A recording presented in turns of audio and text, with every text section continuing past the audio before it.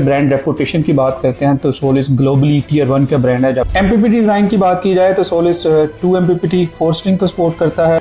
कल को आप बैटरी बैंक को इंक्रीज करते हैं from 5 kilowatt hour to 16 kilowatt hour या 20 किलोवाट आवर तरह like battery performance, battery compatibility, monitoring platform.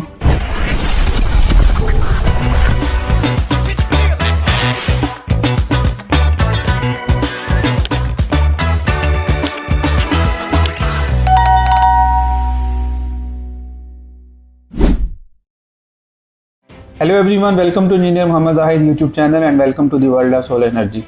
पिछली वीडियो में हमने कंपैरिजन किया था between Solis hybrid inverter and Goodwe hybrid inverter. हमने देखा था कि किस कैटेगरी में कौन सा इन्वर्टर बेहतर है और किन कंडीशंस में आपको किस इन्वर्टर के साथ जाना चाहिए। आज हम कंपेयर करेंगे Solis hybrid inverter versus Nitrox hybrid inverter. इसके लिए हम दोनों कंपनीज के 10 किलोवाट के इन्वर्टर लेते हैं और देखते हैं कि किस कैटेगरी में कौन सा इन्वर्टर बेटर है। सबसे पहले ब्रांड रेपुटेशन की बात करते हैं तो सोलिस ग्लोबली टियर 1 का ब्रांड है, जबकि नाइट्रोक्स पाकिस्तान का लोकल ब्रांड है। तो सोलिस को इसमें हम बेटर कंसीडर करेंगे। उसकी वजह यह है कि ये मल्टीपल कंट्रीज में बड़े अच्छे लेवल पे बड़ी अच्छी क्वांटिटी में इंस्टॉल हुआ है। पीवी कैपेबिलिटी की बात की जाए तो Solis up to 20 kilowatt solar को सपोर्ट करता है, जबकि Nitrox up to 16 kilowatt PV को सपोर्ट करता है। एमपीपीटी डिज़ाइन की बात की जाए तो सोलिस 2 एमपीपीटी 4 स्ट्रिंग को सपोर्ट करता है, जबकि Nitrox 2 MPPT high current MPPT support करता है। सोलिस इसमें बेटर है क्योंकि better flexibility for multiple roof orientations and shading conditions. Battery charging और डिस्चार्जिंग की बात की जाए तो बैटरी चार्जिंग और डिस्चार्जिंग करंट 210 एम्पेयर है for Solis and for Nitrox as well. इसका क्या मतलब है? इसका मतलब है ये है, कल को आप बैटरी बैंक को इंक्रीज करते हैं from 5 kilowatt hour to 16 kilowatt hour या 20 किलोवाट आवर, तो दोनों इन्वर्टर्स को इक्वल टाइम लगेगा बैटरी को चार्ज करने में। अगर एफिशिएंसी की बात की जाए तो सोलिस की जो एफिशिएंसी है 96.2% है, जबकि नाइट्रोक्स की एफिशिएंसी 97.6% है।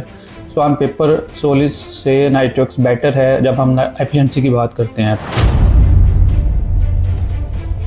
स्विचिंग टाइम को देखा जाए तो सोलिस का switching time less than 4 millisecond है, जबकि नाइट्रोक्स का switching time less than 10 millisecond है। इस बात का ये मतलब है कि grid to battery switching Solis में जल्दी होती है as compared to Nitrox. Overload capability की बात की जाए तो सोलिस अप टू 200% ओवरलोड को बियर कर सकता है, जबकि नाइट्रोक्स भी ओवरलोड को बियर करता है। लेकिन सोलिस इंडक्टिव लोड के लिए काफ़ी बेटर माना जाता है, जिसमें आपकी मोटर्स आ जाती हैं, एयर कंडीशनर्स आ जाते हैं और पंप्स आ जाते हैं। अगर आईपी रेटिंग को देखा जाए तो सोलिस IP66 रेटिंग में आता है, जबकि नाइट्रोक्स IP65 रेटिंग में आता है। इस लिहाज से सोलिस ज़्यादा बेटर है अगेंस्ट डस्ट, रेनी सीजन या फिर आउटडोर प्रोटेक्शन के लिए। मॉनिटरिंग प्लेटफॉर्म को देखा जाए तो सोलिस के लिए जो ऐप यूज़ होती है उसको सोलिस क्लाउड कहा जाता है, जबकि नाइट्रोक्स के लिए इस्तेमाल होने वाली ऐप को सोलरमैन स्मार्ट कहा जाता है। दोनों ही बहुत अच्छी एप्लीकेशन है। इन एप्लीकेशन में आप देख सकते हैं कि पर डे आपने कितने यूनिट जनरेट किए, पर मंथ कितने यूनिट जनरेट किए, और जब से आपका सोलर लगा हुआ है तब से आपने कितने यूनिट जनरेट किए और कितना एफिशिएंटली आपका सोलर सिस्टम काम कर रहा है।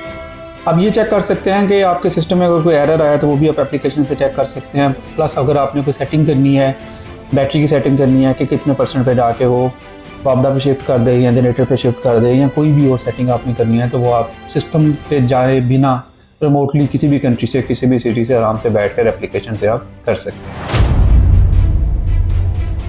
हैं। की बात की जाए तो दोनों इन्वर्टर जनरेटर इंटीग्रेशन में सपोर्टेड हैं। इस बात का क्या मतलब है? इसका मतलब है कि आप सोलर के साथ जनरेटर को भी यूज़ कर सकते हैं। मैक्सिमम पावर आप सोलर से ले रहे होंगे, जो पावर आप रह जाएगी वो आप जनरेटर से ले रहे होंगे। तो जो जनरेटर आपका 80% लोड पे फ्यूल कंज्यूम करता है, ऑब्वियसली वो उतना फ्यूल कंज्यूम नहीं कर रहा होगा क्योंकि बहुत सारी पावर आप सोलर से ले रहे होंगे। अगर हम पैरेलल ऑपरेशन की बात करें तो दोनों इन्वर्टर पैरेलल ऑपरेशन को सपोर्ट करते हैं। आप पैरेलल एक से ज़्यादा इन्वर्टर यूज़ कर सकते हैं सोलिस के लिए भी, लेकिन नाइट्रोक्स में ये फीचर है कि आप up to 16 units parallel operate कर सकते हैं। तो इस कैटेगरी में आप नाइट्रोक्स को ज़्यादा अच्छा रेट करेंगे as compared to Solis inverter. Cooling system की बात की जाए तो दोनों ही इन्वर्टर्स में बड़ा इंटेलिजेंट कूलिंग सिस्टम है। दोनों ही इन्वर्टर हाई टेम्परेचर पे इजीली काम कर सकते हैं। अगर हम नेट मीटरिंग की बात करें तो दोनों इन्वर्टर नेट मीटरिंग को सपोर्ट करते हैं। आफ्टर सेल्स की बात की जाए तो नाइट्रोक्स को सोलिस पे एज हासिल है। उसकी वजह यह है कि नाइट्रोक्स पाकिस्तान के आलमोस्ट हर बड़े सिटी में खुद बैठा हुआ है, जबकि सोलिस डिस्ट्रीब्यूटर बेस्ड है और पाकिस्तान के बहुत कम सिटीज़ के अंदर इनकी आफ्टर सेल्स सर्विसेज है।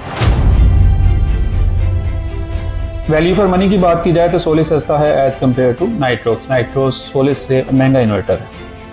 हम अब समराइज करते हैं कि किन कैटेगरीज में सोलिस इन्वर्टर बेहतर है और किन कैटेगरीज में नाइट्रोक्स इन्वर्टर बेहतर है। सोलिस की बात की जाए तो सोलिस बेटर है ब्रांड रेपुटेशन में, पीवी कैपेसिटी में, एमपीपीटी डिज़ाइन में, backup switching time, surge capability, IP rating, value for money. जबकि नाइट्रोक्स की बात की जाए तो नाइट्रोक्स बेटर है एफिशिएंसी में, पैरेलल ऑपरेशन में और आफ्टर सेल सर्विसेज में। कुछ ऐसे पॉइंट भी हैं जिनमें दोनों इन्वर्टर बेहतर हैं, like battery performance, battery compatibility, monitoring platform, generator support, cooling system, net metering compatibility. Conclusion की बात की जाए और मेरे ओपिनियन की बात की जाए तो हाइब्रिड इन्वर्टर में you must go with the Solis inverter.